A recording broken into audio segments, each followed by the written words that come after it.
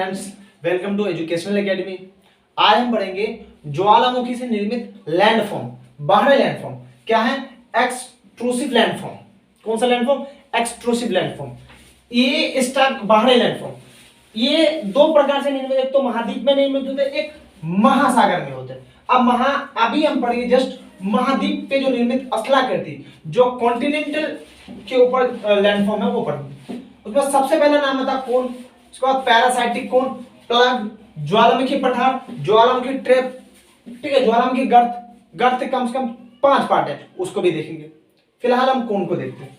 हम सबको पता है कि ज्वालामुखी कहां से निकलती है? लिथोस्फीयर, स्थिनोस्फीयर से निकलती है। तो स्थिनोस्फीयर से निकलती है, स्थिनोस्फीयर, ठीक है, स्थिनोस्फीयर से निकली। और ये क्या है? प्लेट के ऊपर लिथोस्फीयर है।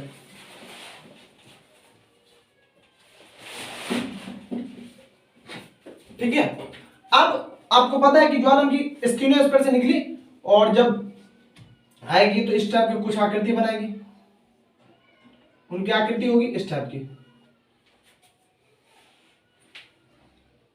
इस टाइप की आकृति होगी।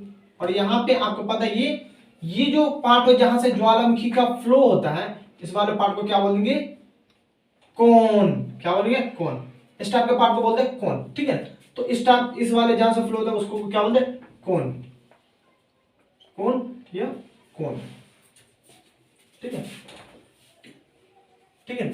पैरा, अब ये तो हो गया कौन, जहां से स्थिनोस्फीयर से ज्वालामुखी निकली, स्थिनोस्फीयर से ज्वालामुखी निकली और लिथोस्फीयर पर पहुंचने के बाद जहां से ज्वालामुखी मैग्मा का फ्लो होगा उस वाले पार्ट को बोलते हैं कौन। ठीक है, आप लिखने की कोई जरूरत नहीं। अब पैरासाइटिक कौन आता है? पैरासाइटिक कौन होता है? पैरासाइटिक कौन से पहले हम प्लग को समझते हैं। प्लग क्या होता है? देखो, जब ज्वालामुखी निकलने के बाद होता क्या यहाँ पे, प्लग को समझ रहे पहले। ज्वालामुखी निकलने के बाद क्या होता है, ये 100 साल 200 साल बाद यहाँ पे जम की ये मैग्मा यहाँ पे फूल जाती है और ठोस अवस्था में हो जाती है, तो ये पूरा जाम हो जाएगी, ये वाला पार्ट जाम हो जाएगी। ठीक है, अब जब फिर कभी मैग्मा का उद्गार होगा इस वाले पार्ट से, तो फिर जब यहाँ से मैग्मा का फ्लो होगा तो ऑटोमेटिक पता है कि ये वाले पार्ट में ये फ्लो होगा, तो यहाँ प्लग, ये वाले पार्ट प्लग, इसे को तो प्लग बोलते हैं। ठीक है ना, अब जब कभी ज्वालामुखी का उद्गार होगा तो प्लग उसको बाहर नहीं निकलने देगी। ठीक है, तभी एक क्या बनता है? पैरासाइटिक कोन बन सकता है, बनता है। तो पैरासाइटिक कोन कैसे बनता है? देखो, जब मैग्मा यहां से फ्लो हुआ, फ्लो होने के बाद जब देखा कि यहाँ पे जाने के बाद मैग्मा को कोई रास्ता नहीं मिलता, फिर वो देखी कि कमजोर कोई लाइन देखेगी और वहीं से निकलना स्टार्ट हो जाएगी मैग्मा।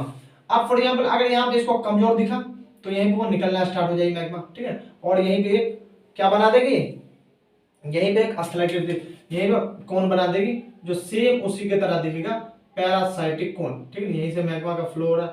ठीक है ना, और यहीं पे जो इस टाइप से बना देगी और ये हो जाएगा, कहलाएगा इस टाइप से फ्लो होने लग जाएगा मैग्मा का। ठीक है, और यहां से मैग्मा फ्लो होने लग जाएगा। इस टाइप को कौन को क्या बोलते हैं? पैरासाइटिक कोन। पैरासाइटिक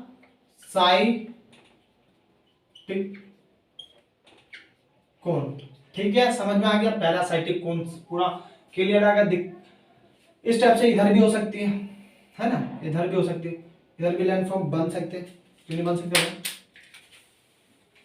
इधर भी लैंडफॉर्म बन सकते हैं, तो बनाने चाहिए। इस टाइप के लैंडफॉर्म बनेंगे, मैग्मा निकलेगी, दिखाओ तो क्या बन जाएगा? पैरासाइटिक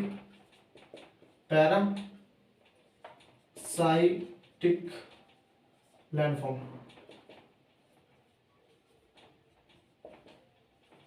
ठीक है, पैरासाइटिक लैंडफॉर्म क्लियर। हमने क्या पढ़ा? कौन पढ़ लिया, पैरासाइटिक कौन फॉर्म पढ़ लिया और प्लग पढ़ लिया। ठीक है, अब हमारे पास आता है ज्वालामुखी पठार। क्या होते भाई?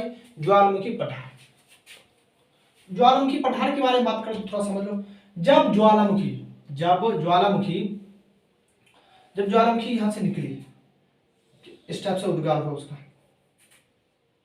इस टाइप से उद्गार हुआ। ठीक है, और इस टाइप की आकृति के रूप में, परतदार आकृति के रूप में बैठ जाए, फैल जाए, किस तरह से? परतदार आकृति के रूप में। और ये पूरा ज्वालामुखी पठार बन जाए। क्या बन जाए यहाँ पे, ऐसा हो जाए, पठार हो जाए। तो इस सब क्या बोलते हैं, ज्वालामुखी पठार। क्लियर है, ज्वालामुखी पठार क्लियर है। उस टाइप से क्लियर ज्वालामुखी पठार। अब आता है ज्वालामुखी ट्रैप। ज्वालामुखी ट्रैप के बारे में पढ़ें तो थोड़ा इसको हमें थोड़ा जाना परमिट होना पड़ेगा। ज्वालामुखी ट्रैप क्या होता है देख लें, आप सही से समझ लीजिए। ये बहुत मतलब अगर जैसे सिविल सर्विस एग्जाम में ये होता है कि मतलब आपको 2 नंबर पे या 5 नंबर पे शॉर्ट आंसर लिखने के लिए दे सकते हैं, एक पर्टिकुलर उठाइए क्या होता है, और इसको शॉर्ट आंसर लिखने के लिए बहुत आ जाता है, आता है। अब आता है ज्वालामुखी ट्रैप। तो ज्वालामुखी ट्रैप के बारे में बात करें तो ज्वालामुखी ट्रैप जैसे ये ज्वालामुखी, और इस टाइप से इसका सबसे बड़ा एग्जांपल बता रहा हूं मैं, दक्कन ट्रैप। इस टाइप से ज्वालामुखी ट्रैप विकसित होगी। पठार है, पहले पठार बना, और यहाँ पे अब जब यहाँ होंगे तो यहाँ पे क्या हो जाएंगे, यहाँ पे जीव जंतु रहने लग जाएंगे। जीव जंतु क्या होंगे, रहने लग जाएंगे। जीव जंतु, छोटे मोटे जीव जंतु क्या होंगे, रहने लग जाएंगे, है ना। और जब वो रहने लग जाएंगे तो यहाँ पे कीड़े मकोड़े, पेड़ पौधे सब होने जाएंगे, ठीक है। फिर कभी ज्वालामुखी का उद्गार हुआ, उन्होंने ज्वालामुखी फिर ये सारे पार्ट को इसके ऊपर एक परत के रूप में विकसित हो गई, ठीक है। फिर यहाँ पे इस टाइप से विकसित हो गई, ठीक है ना, इस टाइप से, ठीक है ना, इस टाइप से विकसित हो गई, ठीक है ना। फिर कभी आता है, ये देखो हमेशा मतलब प्रतनुमा आकृति की नहीं रहती, लेकिन फिर भी देखो जब ऐसा होता रहता है प्रसुप्त ज्वालामुखी कहते हैं, जहां मतलब एक समय हुआ था फिर दोबारा होना स्टार्ट हो गया तो प्रसुप्त ज्वालामुखी फिर कहते हैं। फिर यहाँ पे एक आ गया, लावा आया, फिर यहाँ पे कुछ समय बाद जीव जंतु आराम से रहना स्टार्ट हो जाएंगे। कुल जीव जंतु फिर यहाँ पे रहने लग जाएंगे। देखो फिर क्या होगा, जब यहाँ पे जीव जंतु रहने लग जाएंगे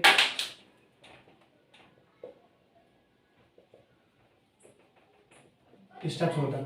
फिर कभी ज्वालामुखी का उद्गार हुआ, तो ये क्षेत्र में ज्वालामुखी आ गई और ये ऐसे ये बिछ गई, इसके पट्टे बिछ गई, इस टाइप से बिछ गई।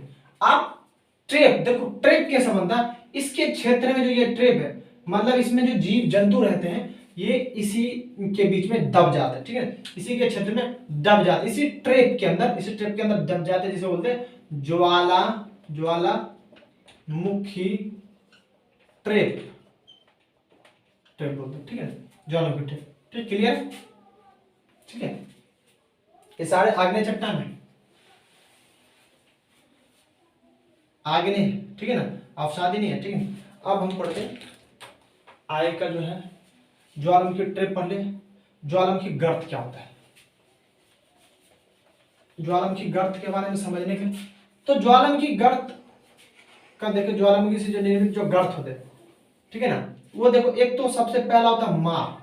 क्या होता है, मार क्या होता है, देखो मार की बात करें तो ये मार जब ज्वालामुखी निकली और वहां पर निकलना बंद हो जाएगी और छोटे से आकृति के रूप में विकसित होगी, सो क्या बोलेंगे, मार, ठीक है, ये मार हो गया ज्वालामुखी का जो मुख होता है।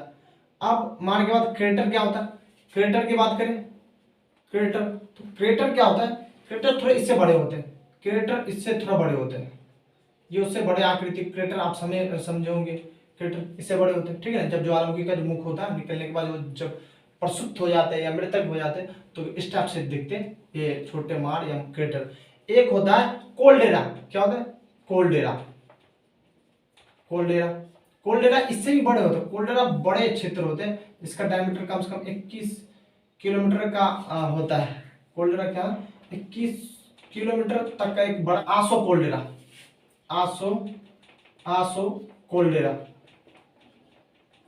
जो जापान में आसो कोल्डेरा, ठीक है, 21 किलोमीटर डायमीटर होता है इसका। अब एक आता है नेस्ले कोल्डेरा, कौन आता है, नेस्ले कोल्डेरा, ये क्या होता है भाई, तो नेस्ले कोल्डेरा होता है एक बड़ा सा कोल्डेरा होता है, बड़ा सा कोल्डेरा हुआ, उसके अंदर छोटे छोटे नेस्ट के रूप में, घोंसले के रूप में क्या होते हैं, विकसित हो जाते हैं। कौन सा?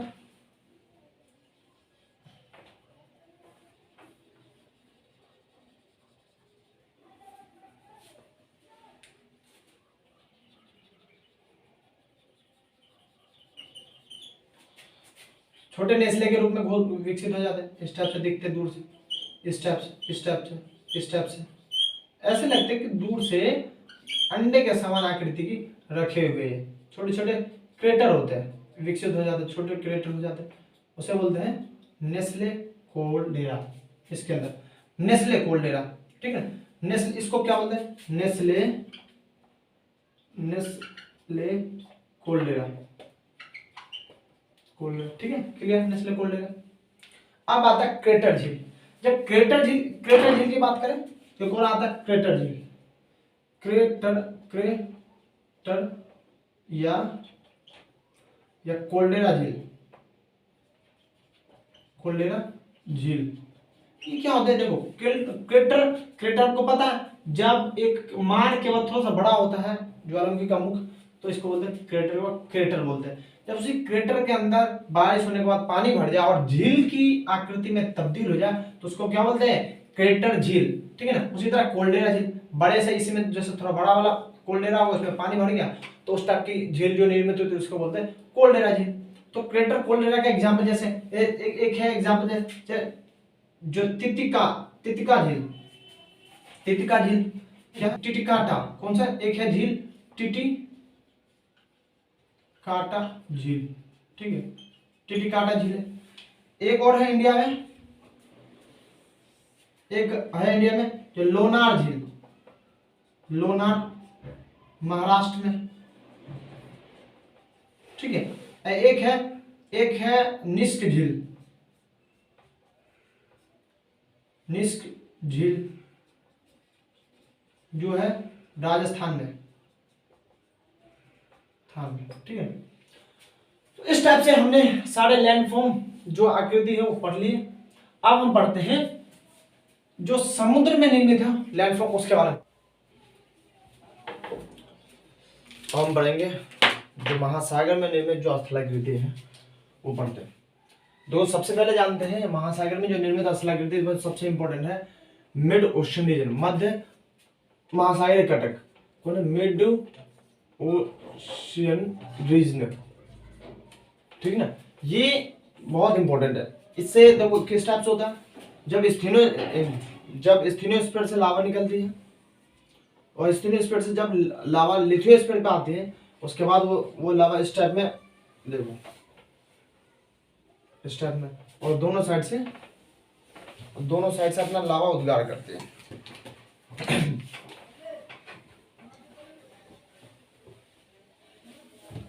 ऐसे उद्गार करते हैं, इस टाइप में अपना लावा उद्गार करते हैं।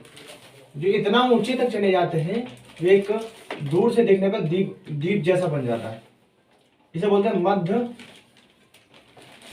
महासागरीय कटक, ये हो गया। इसके सबसे बड़ा एग्जांपल आप देख लोगे जापान, ठीक है ना। एक आता मीडियन वैली। मीडियन वैली क्या है? तो मीडियन वैली ये इसका जो बीच वाला पार्ट है ये है मीडियन वैली, ठीक है। ये बीच वाला जो पार्ट है इसे बोलते हैं मीडियन वैली, ठीक है। मध्य महासागरीय कटक, जब ज्वालामुखी का उद्गार होता है और इतना उद्गार होता है कि वह इतने ऊंचाई पे पहुंच जाते हैं, समुद्र जो बाहर से, जब स्थल सीमा से देखने पर एक, तो ये हमें समुद्र में ऊंचे द्वीप जैसे दिखते हैं। उसका एग्जांपल सबसे बड़ा है जापान सबसे बड़ा एग्जांपल, ठीक है, मध्य अटलांटिक कटक। अब दूसरा देखें मीडियन वैली, उसका जो बीच वाला पार्ट है, ये जो घाटी है, ये जो घाटी बना हुआ है, दोनों साइड से जो उद्गार हो रहा, बीच में जो पाइप जैसी ये मीडियन वैली।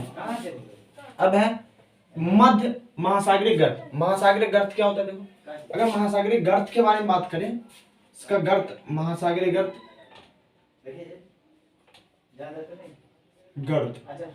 महासागरीय गर्त के बारे में बात करें, जो महासागर के तली के नीचे, ये सबसे मतलब नीचे पाया जाता है ये महासागर के मतलब गहराई में, और नीचे जब ज्वालामुखी का उद्गार होता है और नीचे ही बीत जाती है, और उसके बाद जो विभिन्न आकृति के जो निर्मित होते हैं, स्थलाकृति निर्मित होते हैं, उसे महासागरीय गर्त बोलते हैं। जैसे मोरियाना गर्त, फिलीपींस गर्त, है ना, ये सारे गर्त ही तो है, मोरियाना गर्त, फिलीपींस गर्त, ठीक है ना, ये सारे अगर आप एग्जाम्पल लो तो सबसे, ठीक है ना, जैसे फिलीपींस, फिलीपींस ये सारे गर्त है, फिलीपींस हो गया, है ना, मोरियाना गर्त, मोरियाना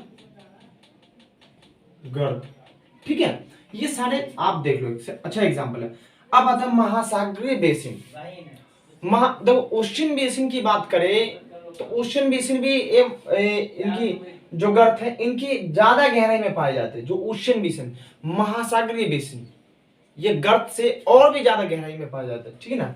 ये महासागरीय बेसिन की बात करें तो महासागरीय बेसिन की बात करें तो जब ज्वालामुखी का उद्गार होता है और महासागर के एकदम गहराई में तली के अंदर जो स्थलाकृति निर्मित करती है ना, और जैसे फैल जाता है उसके बाद जो स्थलाकृति निर्मित होती है उसे महासागरीय बेसिन कहते हैं। जैसे पेरू बेसिन, है ना, पेरू बेसिन आप सबसे अच्छा एग्जांपल है पेरू का, जो इक्वाडोर के नीचे है, दक्षिण अफ्रीका में, दक्षिणी अमेरिका के जो इक्वाडोर है, इक्वाडोर देश के नीचे पेरू है। पेरू का आप सबसे अच्छा एग्जांपल ले लो, एक ले लो, पेरू के बाद अगर कनारी ले लो, कनारी बेसिन, ठीक है ना, कनारी बेसिन जो भूमध्य सागरीय के पास है, कनारी बेसिन, ठीक है ना, ठीक, कनारी बेसिन की बात कर लिए। ये सारे देखो मध्य महासागरीय कटक, मीडियन वैली, ये क्या है, स्थलाकृति निर्मित है, ये स्थलाकृति महासागर है ना, महासागर में ये अब समुद्र की गहराई से निकल लिए, और जब यहीं पे विभिन्न प्रकार की आकृति निर्मित हो जाए, ठीक है, तो उसे बोलते हैं महासागरीय गर्त। क्या बोलते हैं? महासागरीय गर्त, सागरीय गर्त। और उससे भी गहराई में, जब इसके गहराई में जब ये स्थिर है उसके बाद ज्यादा गहराई में इस टाइप आकृति में जब निर्मित होता है उसे महासागरीय बेसिन, ठीक है। अब आते हैं महासागरीय पठार। महासागरीय पठार सिंपल है, कोई ज्यादा हार्ड नहीं। महासागरीय पठार के बारे में बात कर रहे हैं तो महासागरीय पठार आराम से, महासागरीय पठार जैसे महाद्वीप कॉन्टिनेंटल एरिया पे जो पठार निर्मित होते हैं ज्वालामुखी से, उसी तरह महासागर में निर्मित होते हैं। कॉन्टिनेंटल महासागरीय पठार की बात करें तो जैसे ये समुद्र है, ये क्या समुद्र में तो पठार निर्मित हो सकते हैं, ये क्या पठार है। अब जब यहाँ का लावा का उद्गार होगा, इस टाइप जो पठार निर्मित हो जाए इसको बोलते हैं महासागरीय पठार। क्या बोलते हैं? महासागर। इसको क्या बोलते हैं? जब महासागर की तली पे जब पठार जैसा एक चादर की तरह फैल जाए ज्वालामुखी, उसे बोलते हैं महासागरीय पठार। क्या बोलते हैं? महासागरीय पठार, ठीक है, ठीक है। अब आते हैं ये, जैसे एक एग्जांपल ले लो, ब्राजील, इसका एग्जांपल आप अच्छे से ध्यान रख लो, ब्राजील। अब आता है दीपचाप। क्या? दीपचाप की अगर बात करें हम तो दीपचाप का सबसे बड़ा एग्जांपल है जो द्वीप है महाद्वीप पे, जो दीपचाप का अगर एग्जांपल देख लो, दीपचाप। तो दीपचाप का एग्जांपल देखो, जब भी एक ही स्थान पे जब छोटे छोटे ज्वालामुखी निर्मित हो जाए इस आकृति में नहीं तो इस आकृति में, जैसे इसका सबसे बड़ा एग्जांपल देख लो, जापान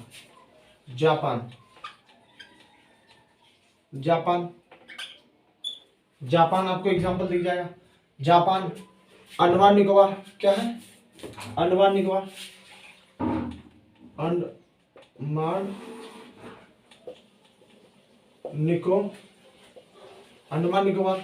ठीक है।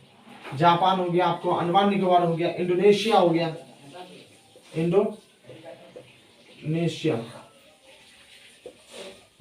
ठीक है ना। ये सारे आपको एग्जांपल दिख जाएंगे जो एक आयरलैंड आर्क, आयरलैंड आर्क, सारे एग्जाम्पल, ठीक है। ये द्वीप की आप बात करें, अब है एक फेस्टून द्वीप। क्या है फेस्टून द्वीप? देखिए जो एक, अब कैरिबियन द्वीप जानते हैं, दक्षिणी अमेरिका और उत्तरी अमेरिका और दक्षिणी अमेरिका के बीच में कौन सा है? फेस्टून द्वीप। फेस्टून द्वीप के बारे में बात करें, फेस्टून द्वीप, फेस्टून क्या है? करेबियन सागर देखते हो, करेबियन। यहाँ पे इतने सारे छोटे छोटे द्वीप हैं, अब गिनना भी मुश्किल हो जाता है। फॉर एग्जाम्पल अगर आप देख लो, इस टाइप से अमेरिका फैला हुआ है, अमेरिका फैला हुआ गड्ढे हुआ इस टाइप से, ठीक है ना, आप देख लो जो भी। अब इस टाइप से देखिए, ठीक है, उत्तरी अमेरिका, दक्षिणी अमेरिका, साउथ अमेरिका, ठीक है।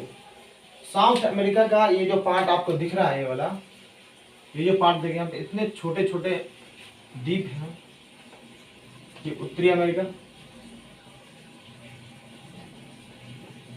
नॉर्थ अमेरिका, ठीक है।